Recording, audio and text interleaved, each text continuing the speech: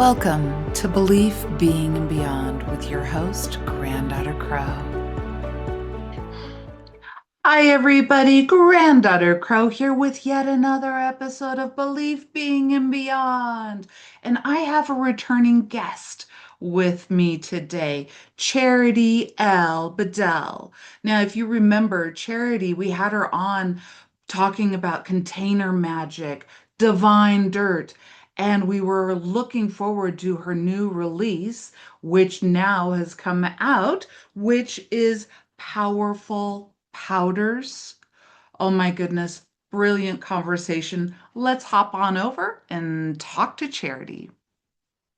The powders are a really fun thing to make to begin with, so writing about them was a lot of fun.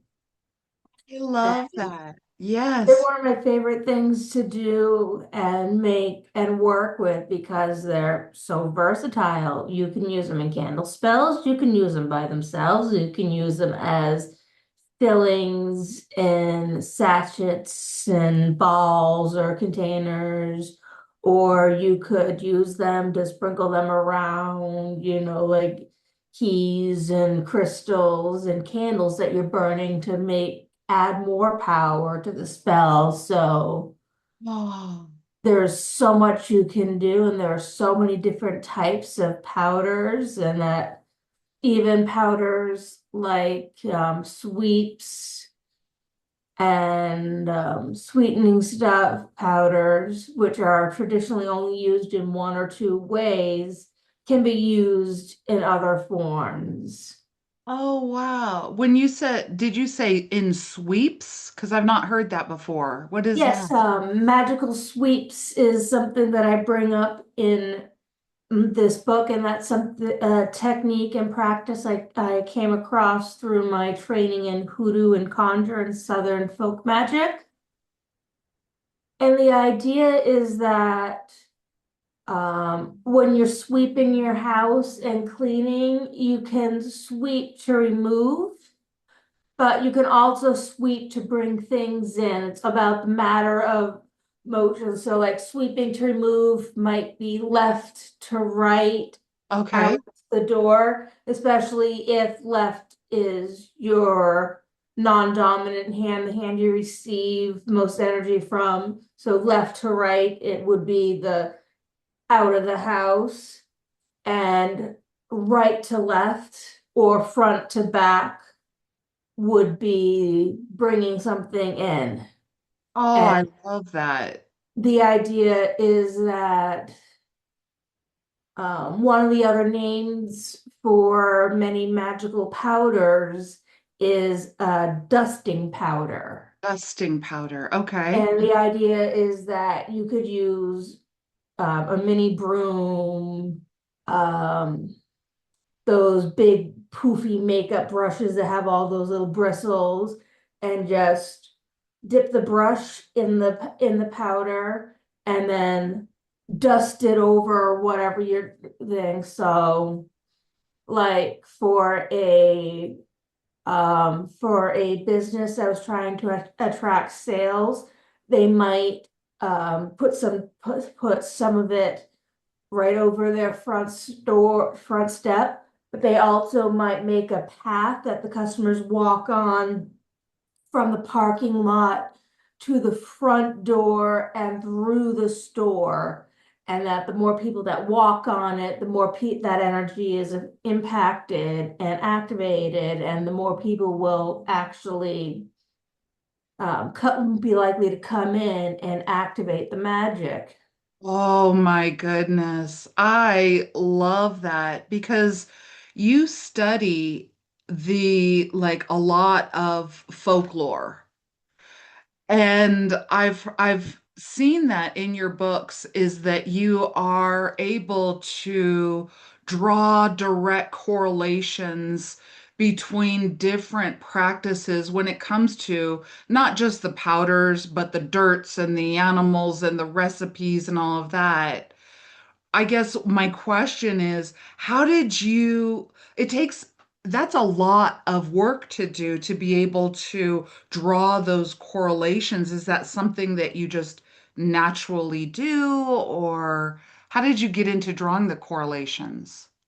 It started by basically treating them, um, going into conjure and hoodoo. I approached it as if I had, when I first started studying like this 10 years ago, I took the approach that I knew nothing, Right, even though I had heard seen a couple of things, and I knew a little bit from seeing posts and stuff online.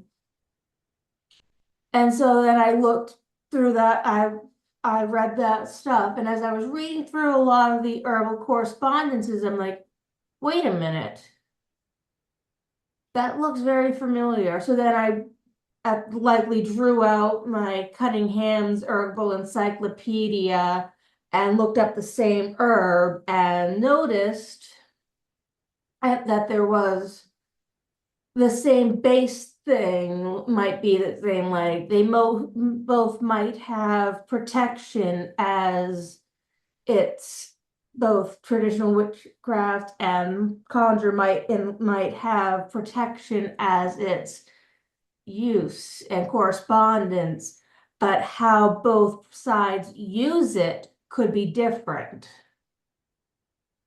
So a lot of what I do is I focus on where they have similarities,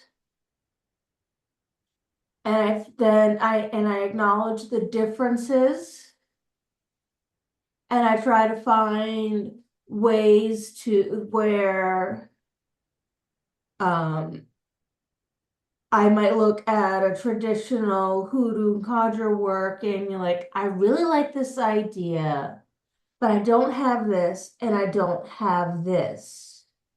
Or I don't want to do that. So what can I do? right, So then I would look at what the material did or what the step was for in the spell. Because all spells in working, every step has a reason why it is done. right. And if I can look at it for the whole and see, okay, so that was to bring money, wealth, and success. Okay, so and then I look at everything else I have and I'm like, okay, money, wealth, money, wealth, money, wealth, money, wealth.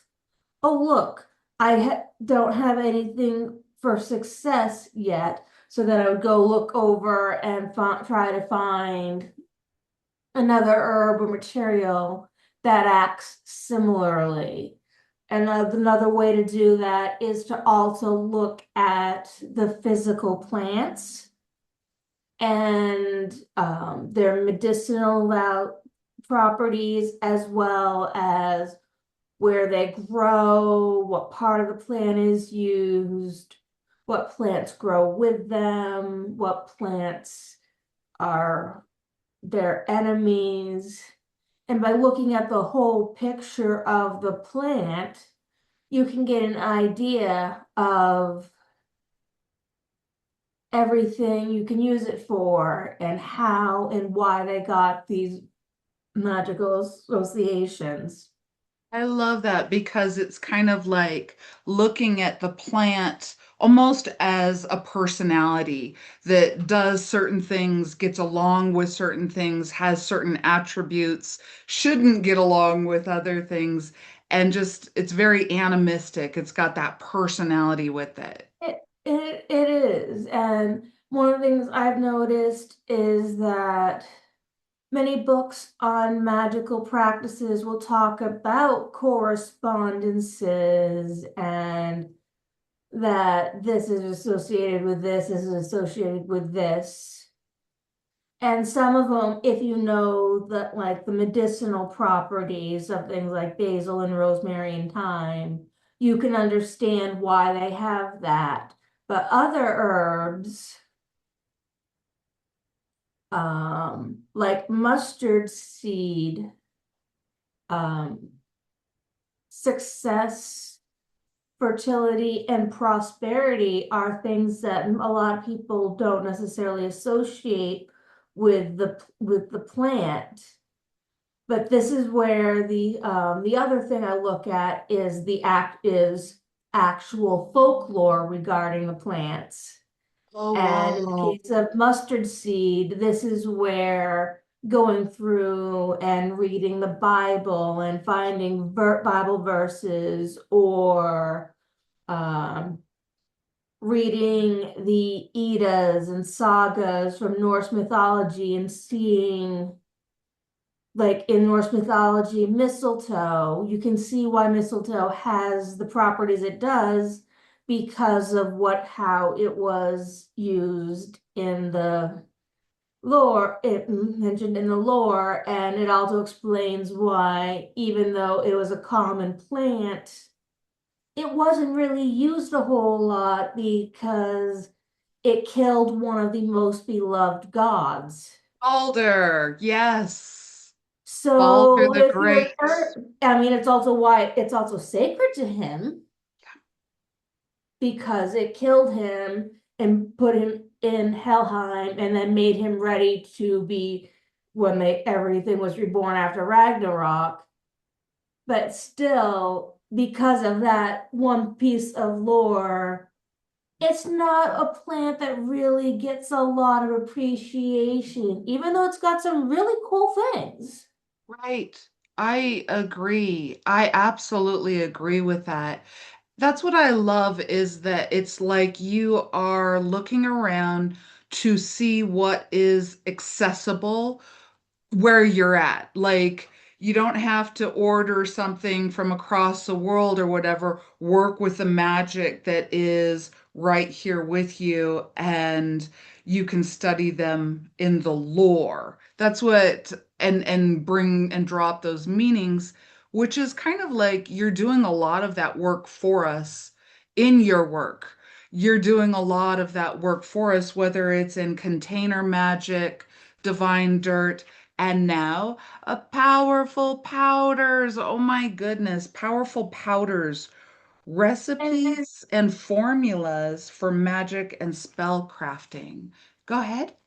And I mean, one of the reasons why I do that is that it gives people a place to start. Because in Powerful Powders specifically, I actually finally go in and explain why correspondences exists and also how to make your own, create your own understanding of the correspondences. Because traditional correspondences are great, but if your relationship with something screams one thing that other people might not see it with, go with what it screams to you. Your personal relationships and personal correspondences will always be more effective than something from a book.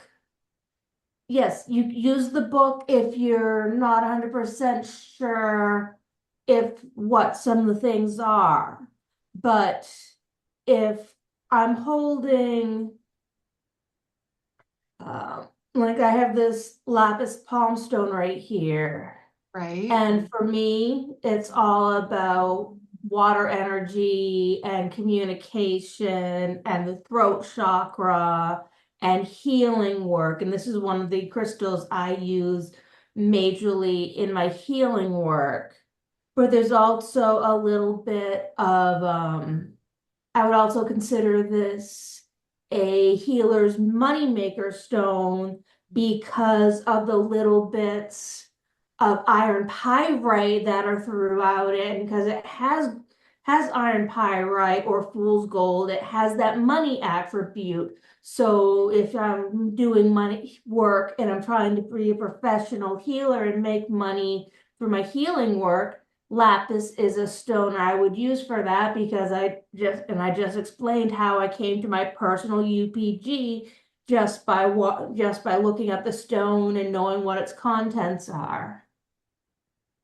I love that. You said UPG. I might be too old. What does that mean? UPG it basically is a means unverified personal gnosis. It Oh, basically means yes. it basically is my experience, what I've felt, and acknowledging what is your personal unverified knowledge and experience versus what is accepted is important. And there are times where your personal gnosis may end up being the same as several other people, and then it becomes accepted as modern lore. Oh, Like that's where Freya liking chocolate and strawberries came from. Because ooh. chocolate and strawberries weren't things in the Icelandic world. They had other sweets and they had other berries, but chocolate and strawberries weren't something that would have been given to Freya. That is something that came about because enough people had the same experience, the same gnosis about giving her strawberries and chocolates as an offering, that it then became accepted.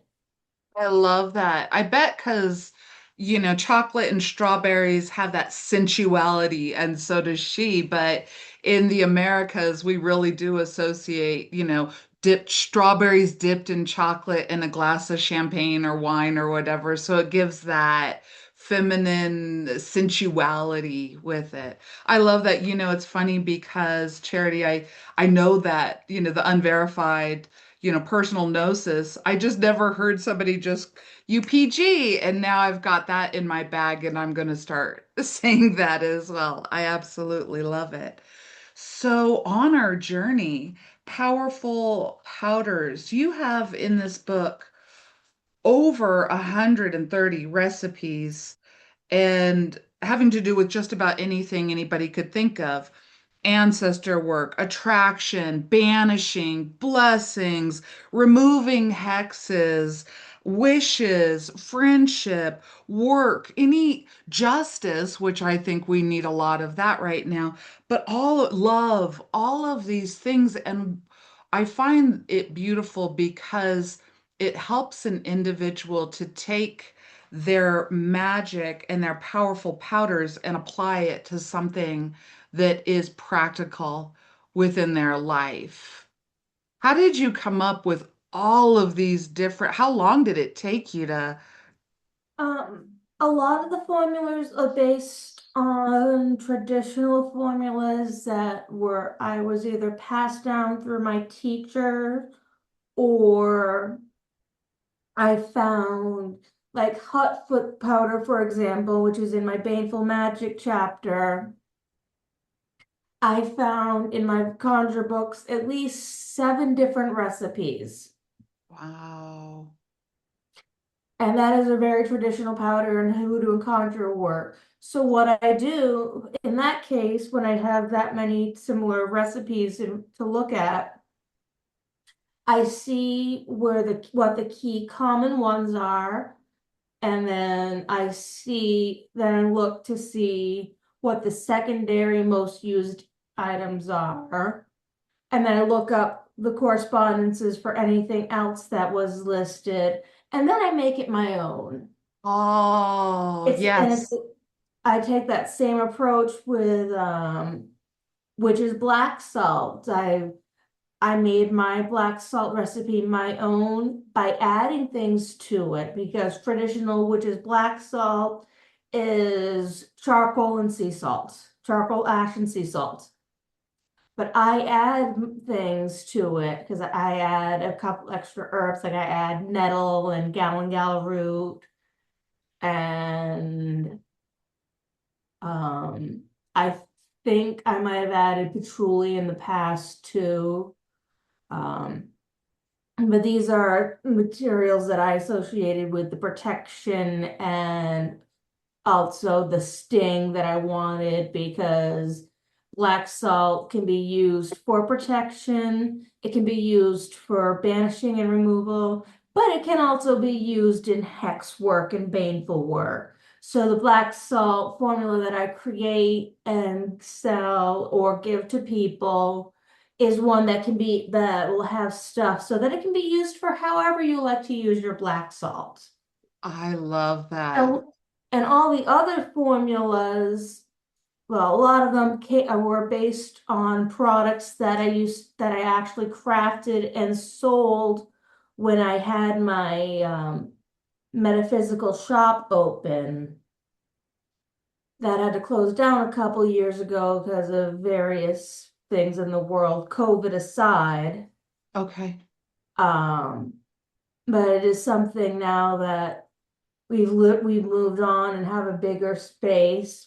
My husband and I actually own our own home now. So I'll actually, Congratulations. thank you. And that took some magical work to make happen. I love it. Yes. Um, but we actually have space downstairs where I'll be able to do my herbal work and be able to make powders and baths and things. Love that. I love that. So, what part of the United States are you coming from? Are you on the East Coast or I'm in Colorado? I'm in the East Coast. I am a proud New Englander from Maine. Nice. I love it. I absolutely love it. So I love that you were able to get a home with using the magic that you write about because that's what I love about people that write books when they walk the walk, when they actually do it, which leads me to my next question. Like, how long have you, I guess, consciously been doing magic? Because my thought is when we're kids, we're always doing magic. We just don't Right. call it magic. But how long have you been consciously doing spell casting and magical work or whatever? That's a little difficult to answer because I did some experimental stuff in my teens just to, test magic and see if how it worked and get an idea for, okay, this is what a spell is like. This is what a formal ritual is like, and just, the light dabbling that a lot of teenagers do when they're interested and curious and just trying to start out.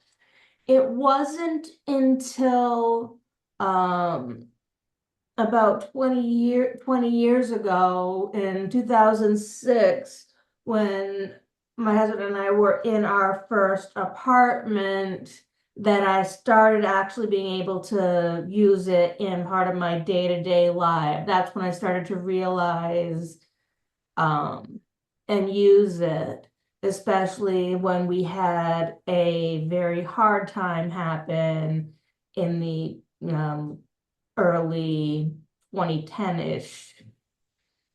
Mm, And when we had that really hard time, I used magic to bring work. I used magic to make sure we had food. I used magic to make sure I had money. I made magic to make sure we were both healed and had everything we needed. And it just became a part of my everyday life. Mm. And at that same time, that's when I started studying hoodoo and conjure because that's when I also learned that um, a lot of the folk magic practices are pretty much set and do, or they're ingrained in your daily life. Like one yeah, of the most basic common protections for the crown and the spirit yeah. of your head is simply wearing your hair in a braid. Oh, That's why you see so many Southern women with their hair in tight braids, either a single braid or all kinds, or the box braids and things like that. Is because it is a cultural protection against the crown. And the crown chakra and the crown area of your head is one of the easiest ways for spirits and negativity to attack you and attach to you and your body and your life. So things like that, wearing blue to and like to protect against the evil eye, um, and just various little things like that. I've learned how you can make any item piece of jewelry a protection from your ancestors just by keeping it on their altar and praying over it with wow. your ancestors for 30 days and 30 nights. And after a month, it'll be so charged with their spiritual energy that when you wear that ring, you now have their protection. That is so magical. I love that. You know, that was right around like in 2006, 2008 was the recession, and a lot of people got hit, and a lot of people started turning to magic because logic left the building, hard times come. And I think that we're at that time again, not saying that we're at a recession, but we've got our own stuff going on here in the United States. And I think that we are at that time again where we need to, as magical and spiritual practitioners, share the knowledge, the basic, like you said, the knowledge that is day to day. It's ingrained in taking a bath and washing your house and doing all of these things. And this is a really good time for powerful powders to hit the, I was going to say box office, but you know And it, to be released. Yeah. I mean, one of the best ways to bring simple magic into your daily life is with your daily shower. You can simply essential oils, add a couple drops of an essential oil to your soap or body wash, whatever you use. And you make sure that that oil corresponds to a need. So if, let's say, you're going out for a job interview, I would add patchouli, pine, and chamomile. All three have money, wealth, and prosperity, fertility, and success things. So I'd add those three drops to my bath or bath soap or whatever that day, and I would wash myself growing from my legs up because I want to grow the opportunity. Whereas if I was like I was going to a legal counsel because I was trying to get people out of my life, I would do some same thing with banishing herbs, probably like frankincense, myrrh, and sage. And I would go from the top down because you want to remove it. And I think of the top down, kind of like when I'm laying in bed, I kick off the blankets from the top down, so that's removal, and cover up and grow and warm ground up. I love that because it's so basic, but it's so energetically I mean, it's correct, energetically correct. And the more that we can put into our magic in mindful actions, not just making or working with it, but in the way that we work with it, which I think is so great. I want to get into a couple of your recipes around like how the book is set up so that listeners will be able to see it. It's really great, guys, because it's a very small book in that you can fit it in your handbag, you can fit it in your purse, you could take it with you. It's a very utility, what do you call that? It's a utility, Utilitarian. yeah, Sorry. Yeah. utility, yep. Uh, It's something that's very, very useful that you can take along the way. And I love the way that it you can just flip it open. So how would like share one of your favorite ones or a story about one of the recipes that we would find in your book? uh, um, so, okay, so, in the common magical powders chapter, which is the first chapter with formulas, um, I'm not sure if it's in the middle of the chapter or if it's at the end of the chapter. I have the wish powders. And one of the reasons I did that is that I've had a lot of people come that have 8, 6, 7, 8, 9-year-old kids that that are curious about magic and spellcraft, and they see their mom or dad as a witch doing the spells, and so they want to learn how to do it. Wish powders are a great way to introduce children to magical work. And in fact, magical powders in general is a great way to introduce children to magical work. Same with container magic. These are simple things that aren't, doesn't require big formal invocations. You tell them what they need to do, how they put it together. So simple, they're crafty. Kids can do it with you. They can do it themselves.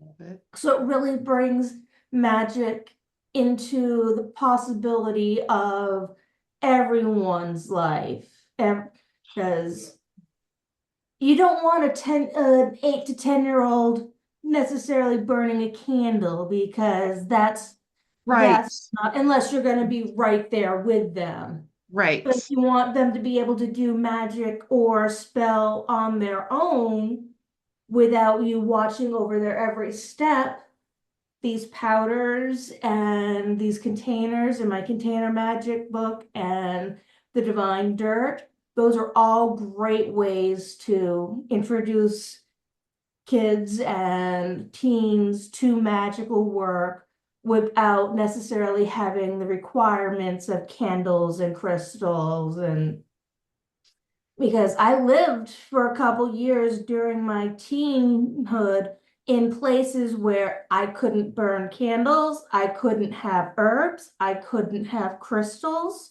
So I had to come up with other ways to do my magic. Right. Right. And that's where learning about dirt and powders and making containers using pen and paper and ribbon came about. I love that. And that's what I'm saying. It's so functional the way that you see magic. And I love how, I mean, that's an extension of what we were talking about last time. You also talked about how, different things in the book are child friendly and, but that the adult has the responsibility always to watch over. And I love that not only because it unites the family, but because that childhood is a place where magic lives always. And watching children play and wish on a star and say their prayers or imagine and move things and all of these things, that's where spirit is really playful. And to be able to do that with children or to encourage them, hey, this is how you do it even more, actually not only helps the child, but also the caregiver too, or the adult in the room or whatever it is. I love that you do that, Charity. It's very broad in your thinking that it's not just one witch in the back closet that's doing this. There's a whole bunch. I mean, it's for everyone, you And know? part of that was I was my I have a little brother who is 22 years younger than me. So he just became an adult. So during his early childhood, from 6 to 10-ish, he would ask me questions about the spells and the magic because he came to see me at my events several times, and he used a couple of the tinctures that I made because they helped him relax and focus in school. So as I started writing books, I started thinking, what are some things that that a child could do to feel like they have the magical power and control and do on their own without having to necessarily have their adult in the same room, because an adult not practicing in the spell but just standing and watching might upset their flow of energy because they'd be more worried about what the adult is thinking than actually doing the work. That's true. But if you can, get them the powders and stuff and give them a couple of ideas of what they can do on their own without needing candles, without needing, to burn anything or deal with incense or sharp objects and Right. knives and tools. Right, right, right. these powders and dirt and containers provide great ways, tools for them to learn and explore magic growing up. As a, as always, obviously, it is up to the parent or guardian to go through my books and make sure that it's something that they don't mind their child reading or using that spell. Right. Because yeah, I do have spells and rituals in there for sex and lust and adult topics. But I Yeah, also have things for friendship and grades and good grades in school and self-love and healing, and everybody at every age needs healing. And so I love it. So powerful powders. This is a very odd question, but I'm going to ask it anyway. What constitutes being a powder? Like define powder. that's actually a really good question. I'm glad you asked. In my view, it's basically um, any material that is as finely ground as possible so it feels like a powder. So it could be like, how there are different levels of grains of sand. So like at a ocean beach, you have the very, very fine beach sand, which is one level of powder. Then you Right. get closer to the water and it's more compact, but it still has that ability to just sprinkle quickly, easily. So essentially, they're mostly herbal blends, but things, uh, but things like dead insects and dried animal skins and things like that that can also be ground into that fine consistency, can also be used. I also would consider the kind of person that considers um, most magical baths and teas could also be considered powders because they also have that ability to just reach and you take a pinch and just sprinkle. So it can have a little bit of actual heft and actually feeling the various materials, but they should be as fine as possible. And I mean, I consider incense is another dried herbal incense that you light over a charcoal. That's a magical powder. Baths are a magical powder. Teas could be a magical powder. I It, love it, it. it's just like if you could put it in a shaker and shake it and have it come out in fine Yeah. things. Like, And I mean, I know that, and they have different sized shakers. Like they got ones with really small holes and they got ones with bigger holes. So you can have things like peppercorns come out and stuff. So if you could use something like an herb shaker with those, medium sized holes and get your powder out, that's what I'm considering. I love that. It's very broad and it's more like it's the consistency. It's the ability to crush or crumble or shake and yeah, and pour out. Yeah. Basically, if you could can dip a brush in it and basically dust it around and have it feel like it comes out in a powder, then it's a magical powder. I love it. Powerful powders, and it goes straight into everything that you're doing with the container and then the dirt and now the powder. These are things that are clearly accessible to all of us, irregardless of where you land on the globe. And I love that you kind of bring to life the things that are right inside of our kitchen. They're right inside of our kitchen. So, Charity, what things would you like for the reader to know when they pick up powerful powders? Um, Really, the big thing is that in the book, when it go the chapter that goes over tools, you hear it specify that you should have use a different bowl for mixing your magical powders in than your herbal blends and stuff for your own for your work because not every powder is safe to be ingested. I do have a chapter on magical powders that are edible, that are things that you can ingest. And those could be made with your regular kitchen stuff, but I would still make them with the separate magical bowl. Love that. And that's just because it helps keep the stuff that you might not always be able to be ingested from the stuff that can be ingested. Um, Absolutely. That's and it's the wise. same Yeah. thing. It says the same thing about a grinder and mixing spoons and things like that. Yeah. And it's basically boils down to a safety because not everything is going to be is safe to be ingested. Not everything is safe to be mixed together with something that could be ingested. So use two separate bowls and two separate things with thorough cleaning between uses.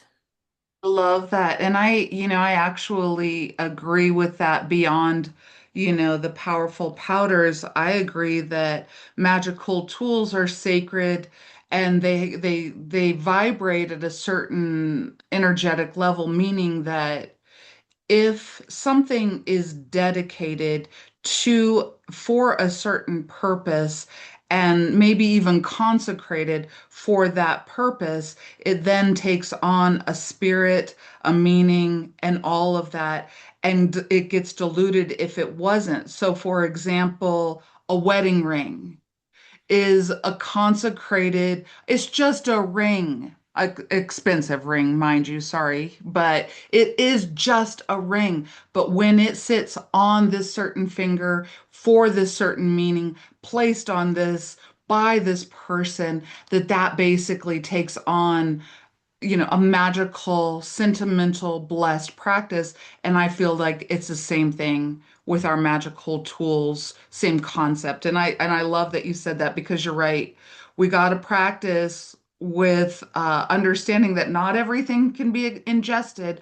I know that we are witches, we are magical, but we're not trying to, ingest something that is toxic to our bodies. Charity, this has been such a lovely conversation, and I love that you are so respectful too and honest and help the readers be responsible with their magic. I really enjoyed that aspect of you. It's very ethical and respectful of all of the things. I love that. There is so much, and I know I just put you on the spot and people, she's got all of this. She knows this stuff. She has written the book on it. Pick up Powerful Powders by Charity L. Bedell. I love it. I love it. So keep an eye out for more of Charity L. Bedell. Charity, thank you so much for once again coming on to Belief, Being, and Beyond. And thank you, listeners. Like, subscribe, hit the notification button, do all the things, go out and pick yourself up powerful powders. I love you guys, and we'll see you on the flippity flip.